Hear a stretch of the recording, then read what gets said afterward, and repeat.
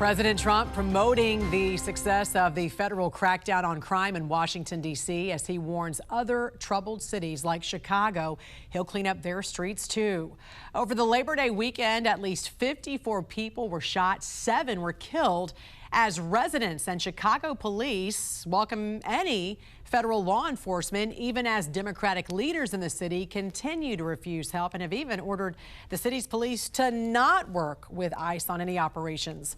Joining us now to discuss is the former head of the Chicago PD, Jody Weis. Good morning to you, sir. Great to see you. Good morning.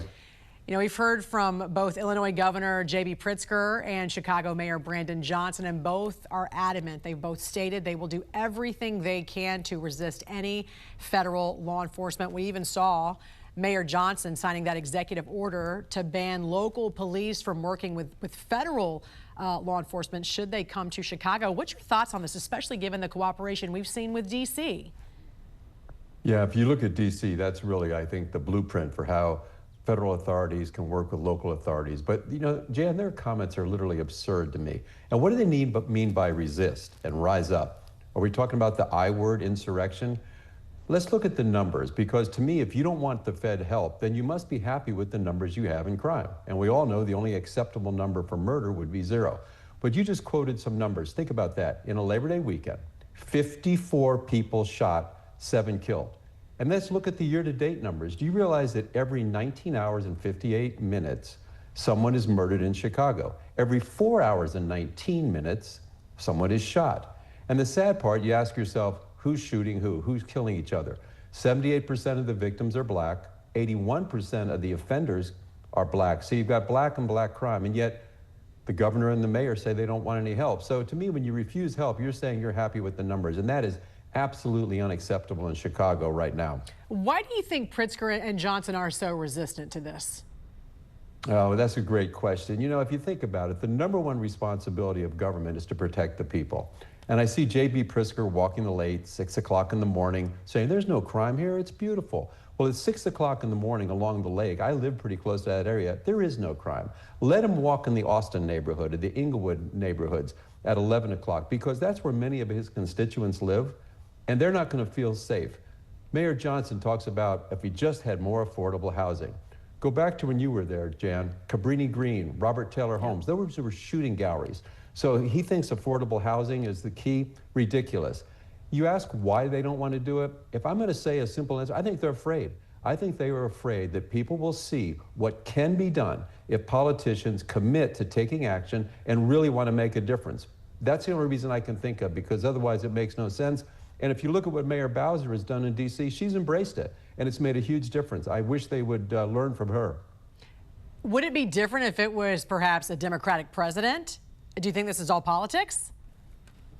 Oh, I think that would change 100%. If Barack Obama was still there and he sent in the troops for this, I think it would be embraced. In fact, when they had that, I think you were still there, they had that killing of that young boy in one of the high schools when the mayor was out of town. Yeah. For the Olympics, and we had Eric Holder came out, and we thought he was going to pledge a lot of support. I thought he was going to send in additional federal resources and do all this great thing. He did nothing. But yeah, I think that would be a totally different story if this was a Democratic president offering resources. Yeah, and you know the city, you know the people. You were there for many years, and despite the rhetoric from some of those Democratic leaders, residents want to feel safe. We're hearing from residents this morning, and they're saying they want the help, especially after this violent Labor Day weekend. If you were superintendent again, how would you make use of an offer of more resources by the president? Boy, that'd be such a great offer. And I'm going to address this 2 different ways, Jan. First, Chicago Police Department has worked with federal agencies forever. Usually they're the long-term gang cases, drug cases, and those are very effective, but they take years to get that return on investment. So what I would ask for with the president, I would say, let's send in a lot of agents and a lot of prosecutors, and let's start looking for those quick impact cases. For example, any felon that's picked up with a gun, that can go federal. Drug possession with the intent to distribute, that can go federal. If you find a gun in a narcotics arrest, that can go federal. And my favorite of all time, Hobbs Act. Because if someone robs a liquor store or robs a convenience store, because that affects interstate commerce and they're using violence, that can be a federal crime. And why are federal crimes good to go with? They send people away for a long time to a place far, far away. So that's what I would really push for, those quick impact cases. Now, the National Guard, those are a force multiplier. They can serve as deterrents. You go to the hotspot policing theories, you put them in the parks, you put them in open air drug markets. That will deter crime. Logistically, they can be great help. If you want to do traffic stops, if you have to, arrest a lot of people, they can handle prisoner processing.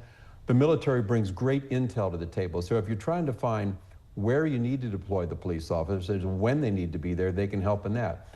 And let's not forget, they can also protect federal resources. So if ICE is trying to do their job and going out and arresting illegal aliens and they're getting attacked or harassed from different mobs, they can protect them as well as the federal structures. So there's so much that could be done. Yes, it would take a little planning, but I would love to have that opportunity to coordinate that for the city of Chicago, because I do think you could make a very, very impactful difference in a short period of time. Yeah, and I think it's also important to note, too, you had a great relationship with the mayor at the time, Mayor Daley, and I think that's equally as important for this mayor as well, to have that equal cooperation with his police department. And right now, a lot of police officers are saying they do want the help. Former head of the Chicago PD, Jody Weis, always a pleasure to see you, sir. Thanks for joining us. Thank you, Jen. Have a great day. You too.